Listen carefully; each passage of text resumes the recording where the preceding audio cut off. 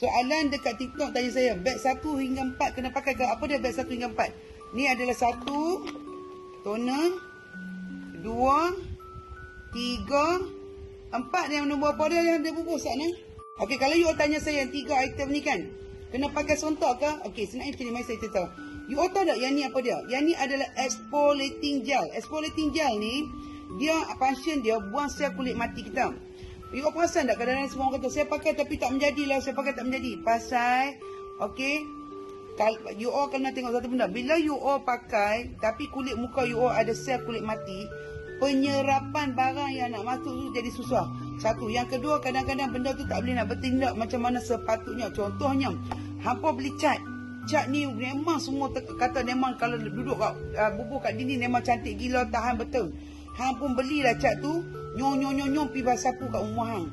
Lepas tu tak ada sebulan 2, hang bising kat orang kata tak jadilah cat tu, mengarut saja. Semua tu iklan saja. Cek, bila aku pi tengok rupanya tu dia punya kulat, dia punya lumut dekat dinding dia tak kikis dulu. So macam tu kat kulit muka kita. Especially those yang tak pernah buang sel kulit mati, tak pergi buat facial apa. You all pakai yang ni dulu. Dia bantu untuk buang sel kulit mati supaya penyerapan lagi senang. Cara nak pakai dia simple saja. Ambil dia, bubuh dulu kat muka kita. Make sure tak muka kita kering. Tak payah cuci sebelum tu, hanya bilas je lepas tu. Okay, you all cuci, you all pakai. You all tengok bila ada moment you all buat ni, nampak dah berbulu tu. Jangan berbulu dengan aku. Kalau hang tengok kulit muka kulit cantik pada hang, pasal apa? Kita dah buang bulu. Thank you Lady Boss at to chat, to check out at Lady Boss. Okay, nampak tak? So buang sel kulit mati.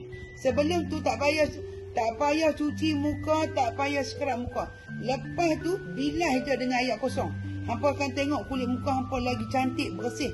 Baru kita pakai produk ni pula. Bila kita pakai deterjen berkesan masuk, pasal apa? Tak ada halangan. Macam cat tadi dah, kita dah buang dah semua kulat, kita dah buang dah semua lumut, baru dia nak masuk elok berkesan. Faham tak? Alright, so kalau nak dapatkan dia beg kuning. Saya letak ni, nampak tak ni? Tolong. Kalau you ada bajet, asas untuk kulit yang cantik, buang dulu sel kulit mati. Buang dulu sel kulit mati. Baru bila kadang-kadang orang tu, oh cantiknya kulit dia bersih. Pasal dia dah buang sel kulit mati. Buat apa nak simpan? Bukan dapat interest. Buang je. Okey. Bunga haram lagi. Okey. Ajarlah nak bagi perumpamaan hampa ni. Okey, ikut buku betul. Alright, bye. Assalamualaikum.